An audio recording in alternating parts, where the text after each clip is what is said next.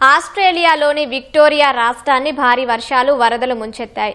గడిచిన కొద్ది రోజులుగా కురుస్తున్న ఉరుములతో కూడిన వర్షాల కారణంగా పలు ప్రాంతాలు జలదిగ్బంధంలో చిక్కుకున్నాయి. ముఖ్యంగా నైరుతి విక్టోరియాలో కుండపోత వర్షం కురవడంతో ఆకస్మిక వరదలు పోటెత్తాయి.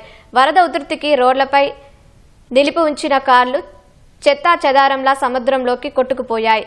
గ్రేట్ ఓషన్ రోడ్డు సమీపంలోని బీచ్లలో పలు వాహనాలు ఇసుకలో కూరుకుపోయి కనిపించాయి. మరికొన్ని వాహనాలు వంతెనల అంచున చిక్కుకున్నాయి. కేవలం 7 గంటల వ్యవధిలోనే ఈ ప్రాంతంలో 170 మిల్లీమీటర్ల భారీ వర్షపాతం నమోదైంది. వాయ్ రివర్, కెన్నెట్ రివర్, కంబర్లాండ్ రివర్ వంటి నదీ పరివాహక ప్రాంతంలోని ప్రజలు తక్షణమే సురక్షిత ప్రాంతాలకు వెళ్లాలని అధికారులు హెచ్చరికలు జారీ చేశారు. ప్రాణ నష్టం జరగకుండా అధికారులు ముందస్తు జాగ్రత్తలు తీసుకున్నారు. ఇప్పటి వరకు అందిన సమాచారం ప్రకారం ఎవరికీ ఎటువంటి గాయాలు కాలేదు. వరద నీరు ఇంకా ప్రమాదకర స్థాయిలో ప్రవహిస్తుండటంతో ప్రజలెవరూ నీటిలోకి రావద్దని, ఇళ్లలోనే సురక్షితంగా ఉండాలని అధికారులు విజ్ఞప్తి చేస్తున్నారు.